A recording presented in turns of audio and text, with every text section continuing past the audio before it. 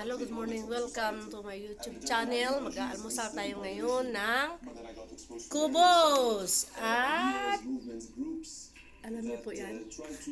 Yan o. Ito parang munggo. Yan. Itlog, isang piraso. Saka siyempre, meron tayong guava tea. Pangpalakas. Yan na po, kakain na tayo. Some kind of effect outside the scope of Lebanese universities. The secular club started as a socio-cultural political Saro mo ko. space for Kunin ko students to yung know more about politics. saan yung stand. Ang stand ng cellphone ko. Madilim kaya dito sa may pintuan. Yan lang ang almusal ko ngayon. Lagi araw-araw yan ang almusal eh. Ano ba yan?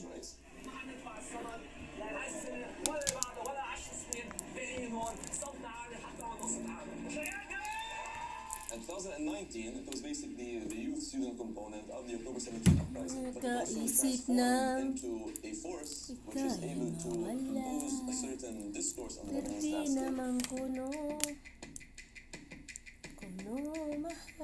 Kakain tayo, mga friends. Kubos, ito yung kubos. Ito po yung kubos, ho. Yan. Now, Ito the yung way I pagkain see it, ko sa Lebanon is Saudi. already a political movement. Araw-araw, kubos. Kaya araw-araw, It has an expansive social base nahay, and ubos. has taken mushrooms as a strategy. It has taken Hugot the pa, idea Mar. that it should be creating Nahi, a ubos. counter-hegemony and challenge both sectarian parties, militias, banks, and various other Itlog. forces which have co-opted these spaces. And that's our way forward. And I think that's what makes it a political movement. Parang munggo, marami na akong nalad sa Pilipinas nito eh. Ito yung, hinigisa. Hinigisa lang.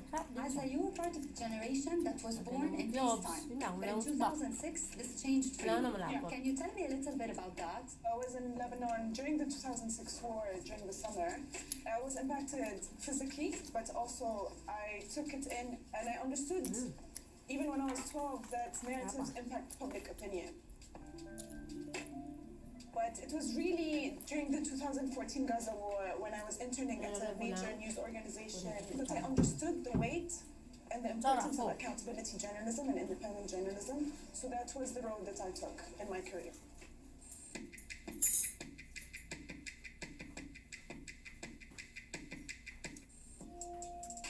Ito sa kutsara sa ano, Lebanon Airplane witnessed Qatar. a series of protests in the Tatapon na past nila to, years, kinuha from ko. 2011, Ang mga kasama ko, hindi nila kinuha. 2015, and then Kaya, the big dahil nila wala 2019 silang protests. kutsara.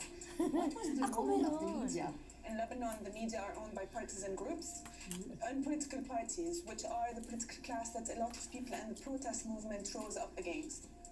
At the heart of corruption are enablers, which are the mainstream media. Disinformation is the illustration of corruption in narrative Nilalagyan and ko itlog, ideas. tapos nilalagyan ko ng ganito. Yan. So it's really important for me to Masarap focus ito pag on may the hamos media pa. narrative and also counter it through investigative work. So with the independent media organization I work for, I took on the daily news, reporting and covering the violations against protesters, the protests that were happening all over the country. There were media blackouts. So we were the ones who shed light on what was going on in a way that most media, mainstream media didn't.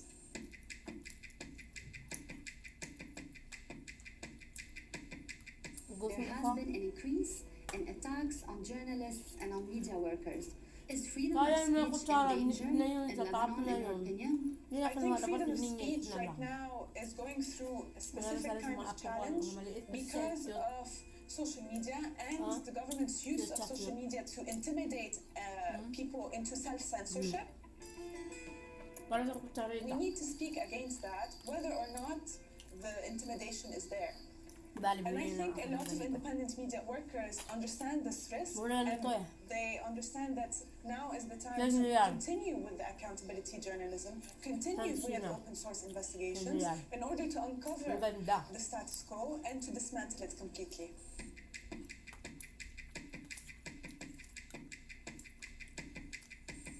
Karim, Azza, thank you so much for being with us here today.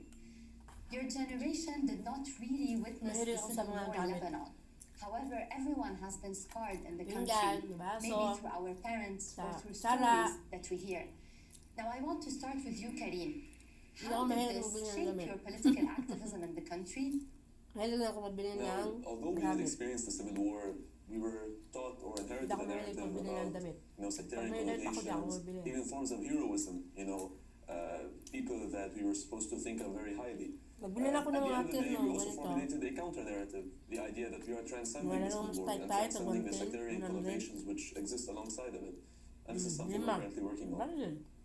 What about you, Azza? So I also have a kind of unique upbringing, as my parents are both from secular backgrounds. So I had this Lima binili ko. angle Dala ko nga that dito. I got from my parents, while understanding the trauma that they lived through during the Civil War, since it's an inherited intergenerational trauma, and wanting never to have this happen again.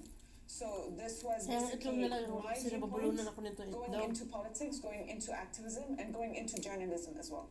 Tapos So, na. is your generation Nabulunan ako pag more kunin ko yan radical, to. Karim, Nabulunan ako more sa tulo. uncompromising in a way? We were taught for a long while in Lebanon that this is the country. These are the relationships that exist between the ruling Subscribe, class and the mga people, friends. between the Like people and share. themselves, Mas between the button various para political updated ka sa factions aking which exist video. in the country. Bye! And we're Salamat suggesting po. that there's nothing Bye! static about